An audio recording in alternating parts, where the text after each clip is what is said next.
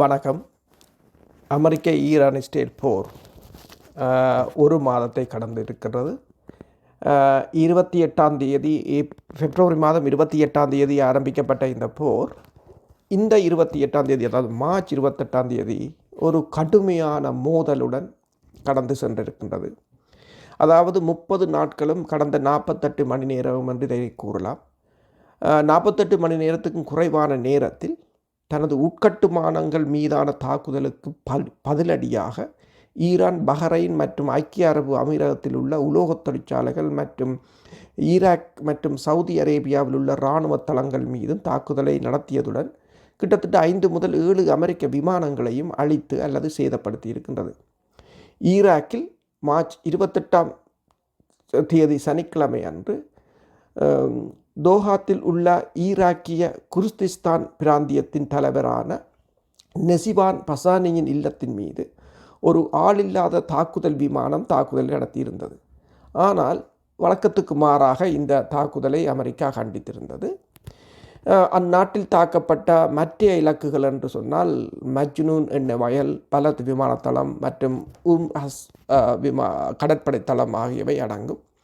பஹ்ரைனில் ஈரானிய படைகள் அலுமினிய தொழிற்சாலையை தாக்கியிருந்தன, அதை அல்ஃபா அலுமினிய நிறுவனம். அதேபோல் ஐக்கிய அரபு அமீரகத்தில் மத்திய கிழக்கின் மிகப்பெரிய அலுமினிய உற்பத்தி நிறுவனமான எமிரேட்ஸ் குளோபல் அலுமினியம் EGA என்றதை மீதும் தாக்குதல் நடத்தப்பட்டிருந்தது. ஈரானின் உருக்கு தொழிற்சாலைகள் மீது மேற்கொள்ளப்பட்ட தாக்குதலுக்கு இந்த தாக்குதல் பதிலடியாக அமைந்திருந்தது. அதாவது தாக்குதலுக்கு தாக்குதல் என்ற வீதத்தில் ஈரான் கடுமையாக தாக்கியிருந்தது. இந்த 2 அலுமினிய நிறுவனங்களும் உலகத்துக்கான அலுமினியத்தை சப்ளை செய்கின்ற அதே சமயம் இது அமெரிக்காவை தளமாக கொண்ட நிறுவனங்களுக்கு சொந்தமானது என்றும் கூறப்படுகின்றது. ஆளில்லாத விமானங்கள் இந்த தாக்குதலுக்கு பயன்படுத்தப்பட்டிருந்தன. இதில் குறிப்பிடத்தக்க, அதாவது கணிசமான சேதம் என்று கூறுகிறார்கள். அபுதாபியில் உள்ள முசஃபா தொழிற்சாலை பேட்டையிலும் தாக்குதல் நடத்தப்பட்டிருக்கிறது. அங்கு 3 டேங்கர் லொரிகள் தீப்பற்றியதால் பெரும் தீ விபத்து ஏற்பட்டிருந்தது. 3 பேர் உயிரிழந்திருந்தனர். இஸ்ரேலில் எல்ஸ்டா சிஸ்டம்ஸ் வளாகம் இலக்கு வைக்கப்பட்டிருந்தது. அந்த இராணுவ பிரிவுக்கு ஏற்பட்ட சேதத்தை இஸ்ரேல் உறுதிப்படுத்தவில்லை என்றாலும் கடந்த 48 மணி நேரத்தில் ஹைபாவின் தொழிற்பேட்டை மற்றும் துறைமுக பகுதிகளிலும் வெடிப்புகளும் புகை மண்டலமும் பதிவாகியிருப்பதை காணக்கூடியதாக இருந்திருக்கின்றது. சவுதி அரேபியாவில் உள்ள அமெரிக்காவின் பிரின்ஸ் சுல்தான் விமானப்படத்து தளத்தின் மீது நடத்திய தாக்குதலுடன் இதை ஒப்பிடவே முடியாது. அந்த தாக்குதலில் ஏறத்தாழ 5 முதல் 6 KC-135 டேங்கர் விமானங்களும் குறைந்தது ஒரு அப்காஸ் விமானமும் அளிக்கப்பட்டன அல்லது சேதமடைந்தன என்று கூறப்படுகிறது. இந்த சமீபத்திய தாக்குதலுடன் போர் முழுவதும் சேதமடைந்த அல்லது அளிக்கப்பட்ட அமெரிக்க விமானங்களின் எண்ணிக்கை கிட்டத்தட்ட 30ஐ தாண்டி இருப்பதாக கூறப்படுகின்றது. சவுதி அரேபியாவில் உள்ள பிரின்ஸ் சுல்தான் விமானத்தளத்தின் மீது ஈரான் நடத்திய ஏவுகணை தாக்குதலில் E-3 சென்ட்ரி அப்காஸ் விமானம் சேதமடைந்துள்ளது என்பது அமெரிக்கா அதிகாரிகளுக்கு மிகப்பெரிய ஒரு அதிர்ச்சியானது என்று கூறப்படுகிறது. அதனை வால் ஸ்ட்ரீட் ஜேர்னல் தெரிவித்திருக்கின்றது. எனக்கு இது மிகவும் அதாவது இது ஏன் முக்கியம் என்று சொன்னால், இந்த தாக்குதலுக்கு முன்பு அமெரிக்காவிடம் இந்த வகையான விமானங்கள் 16 மட்டுமே இருந்தன. ஈரானில் நடப்பது போன்ற சிக்கலான வான்வழி நடவடிக்கைகளில் போர்க்கள நிர்வாகத்திற்கு இந்த விமானங்கள் இன்றியமையாதவை. இந்த விமானக்குழுவில் பணித்திறன் விகிதம் தோராயமாக 55% ஆகும். அதாவது எந்த ஒரு நேரத்திலும் பொதுவாக சுமார் 8 அல்லது 9 விமானங்கள் மட்டுமே பணிகளுக்கு கிடைக்கும். போயிங் E-7A வெச்டொயில் விமானத்திற்கு ஆதரவாக E-3 ரக விமானங்கள் படிப்படியாக நீக்கப்பட்டு வருகின்றன.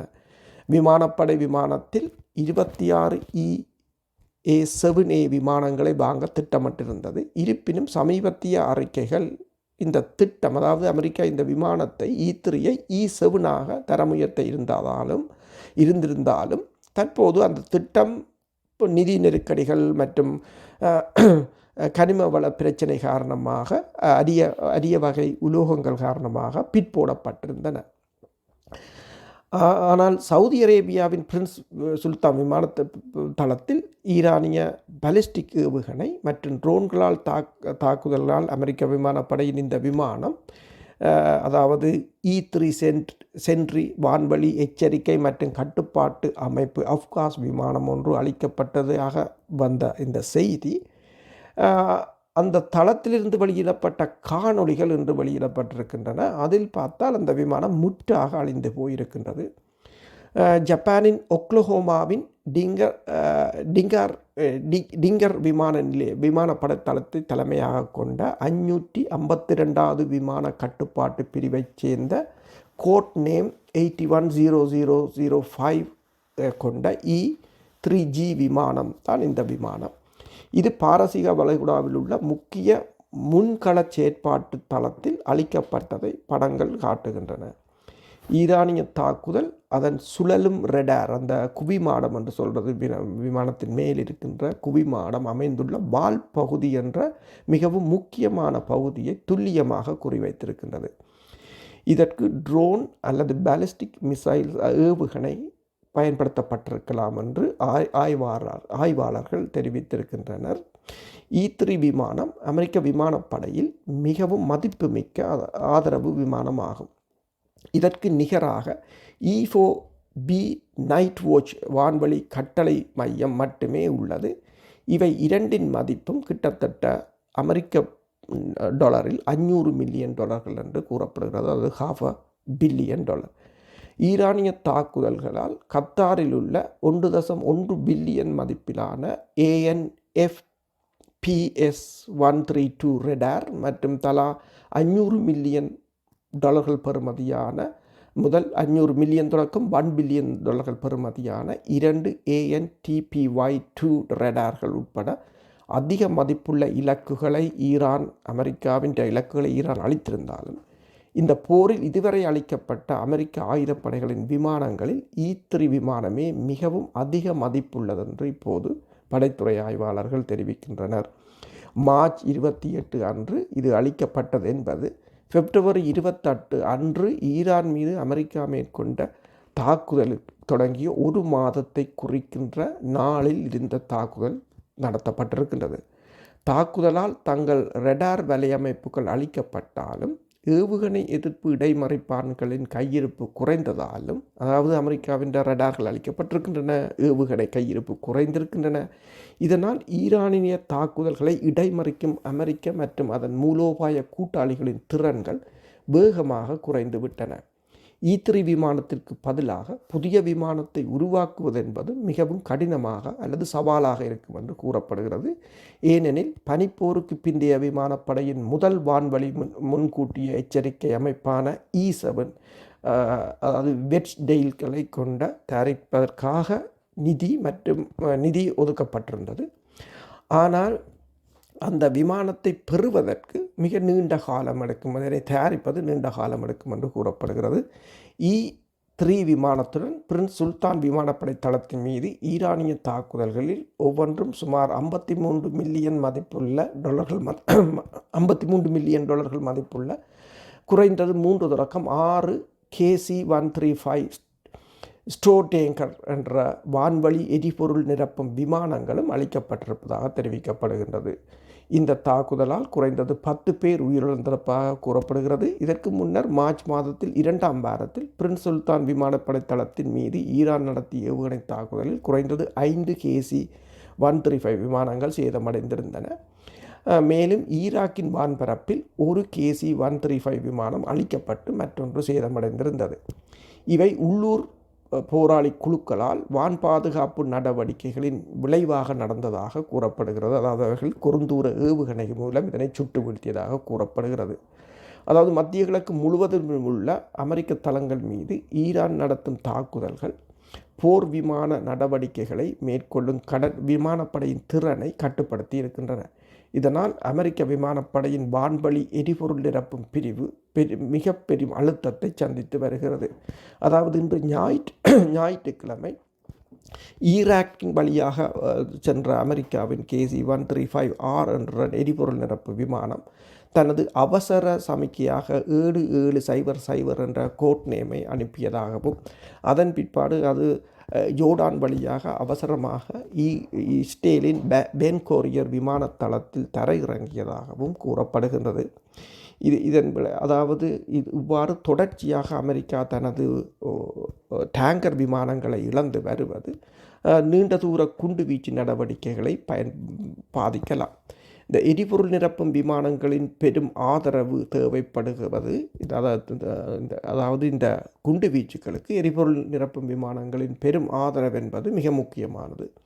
தொலைதூர விமான தாக்குதல்களில் இருந்து தாக்குதல்களை தொடங்க வேண்டிய கட்டாயம் ஏற்பட்டிருக்கின்றது. ஏனென்று சொன்னால் வளைகுடா நாடுகளில் உள்ள தளங்களில் அளிக்கப்பட்டிருக்கின்றன.